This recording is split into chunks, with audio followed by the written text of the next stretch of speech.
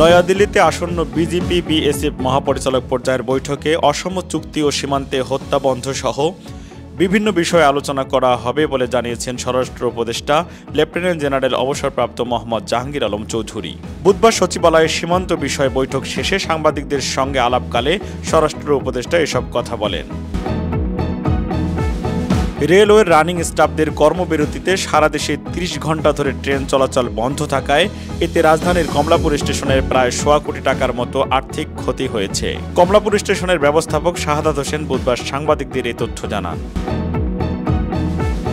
রাজনৈতিক সংস্কার ছাড়া অর্থনৈতিক সংস্কার সম্ভব নয় বলে মনে করে বেসরকারি সংস্থা সেন্টার ফর ডায়ালগ সিপিডি। সংস্থাটি বলছে, ক্ষমতার পাদাবদল হলেও অর্থনৈতিক গতিধারার উন্নতি নেই। অক্টোবর পর্যন্ত রাজস্ব আহরণের প্রবৃদ্ধি মাত্র ৩.৭%, যা আগের বছরের একই সময় ছিল ১৭ ভাগেরও বেশি। সকালে বাংলাদেশ অর্থনীতি ২০২৪-২৫ সংকটময় সময় প্রত্যাশা পূরণের চ্যালেঞ্জ শীর্ষক মিডিয়া ব্রিফিংয়ে সিপিডির নির্বাহী পরিচালক ডক্টর ফাহমিদা খাতুন এসব কথা তুলে ধরেন।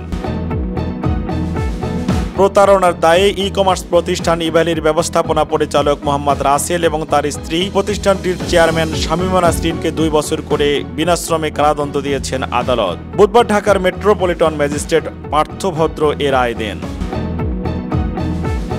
সাবেক প্রধানমন্ত্রী শেখ হাসিনার মেয়ে সাইমা ওয়াজেদ পুতুলের সূচনা ফাউন্ডেশনের ঠিকানায় অভিযান পরিচালনা করতে গিয়ে প্রতিষ্ঠানটির অস্তিত্ব পাওয়া যায়নি বলে জানিয়েছেন দুর্নীতি দমন কমিশন দুদক। বুধবার দুপুরের দিকে দুদকের পক্ষে প্রথমে জানানো হয়, ঠিকানা অনুযায়ী রাজধানীর ধানমন্ডিতে সূচনা ফাউন্ডেশন অবস্থিত, সেখানে অভিযান পরিচালনা করা হবে। গত ১.৫ দশকে শেখ হাসিনা নিজে ও পরিবারের লোকজনের সমন্বয়ে দেশে গোষ্ঠীতন্ত্র কায়েম করেছিলেন। এখন শেখ হাসিনা পাশের দেশ থেকে কর্মসূচির ঘোষণা দিচ্ছেন। আর যে কয়েকজন ধরা পড়ে জেলখানায় আছেন তাদের মধ্যে একজন দরবেশ সালমান এফ রহমান। তিনি কারাগার থেকে ঝাড়ফুঁক দিচ্ছেন বলেছেন বিএনপির সিনিয়র যুগ্ম মহাসচিব রুহুল কবির রিজভী। বুধবার দুপুরে রাজধানীর রমনাস্থ ইনস্টিটিউশন অব ইঞ্জিনিয়ার্স বাংলাদেশের সেমিনার হলে এক অনুষ্ঠানে প্রধান অতিথির বক্তব্যে তিনি এসব কথা বলেন।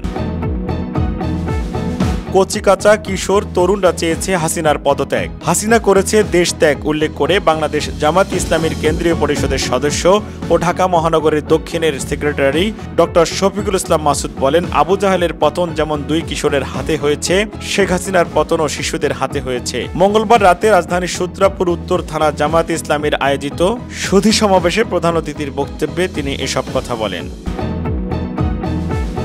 ছাত্র জনতার ঐতিহাসিক গণঅভ্যুত্থানের মাধ্যমে শেখ হাসিনা সরকারের পতনের দিন 5 আগস্টকে দক্ষিণ এশিয়ার স্মরণীয় দিন হিসেবে আখ্যায়িত করেছেন বিএনপির স্থায়ী কমিটির সদস্য সালাউদ্দিন আহমেদ। দিনটিকে স্মরণীয় করে রাখতে 5 আগস্ট জাতীয় নির্বাচন দেওয়ার দাবি জানিয়েছেন তিনি। বুধবার জাতীয় প্রেস ক্লাবে বাংলাদেশ জার্নালিস্ট অ্যাসোসিয়েশন আয়োজিত জুলাই অভ্যুত্থান গণমাধ্যম ও সাংবাদিকতা শীর্ষক আলোচনায় সালাউদ্দিন আহমেদ এ দাবি জানান। সরকারের সঙ্গে আনুষ্ঠানিক সংলাপ প্রক্রিয়া বাতিল করেছে পাকিস্তান তেহরিকে ইনসাফ পিটিআই। তবে বেশ কিছু সূত্রের দাবি সরকারের সঙ্গে গোপনে আলোচনা হচ্ছে পিটিআই এর, যদিও একথা অস্বীকার করেছে পিটিআই। খবর জিও নিউজের। সব ধরনের ফেডারেল অনুদান ও ঋণ স্থগিত করে নির্দেশনা দিয়েছেন মার্কিন প্রেসিডেন্ট ডোনাল্ড ট্রাম্প। তবে এই নির্দেশনা কার্যকরের আগ মুহূর্তে আটকে দিয়েছেন এক বিচারক। বুধবার বিবিসির এক প্রতিবেদনে এ তথ্য জানানো হয়েছে।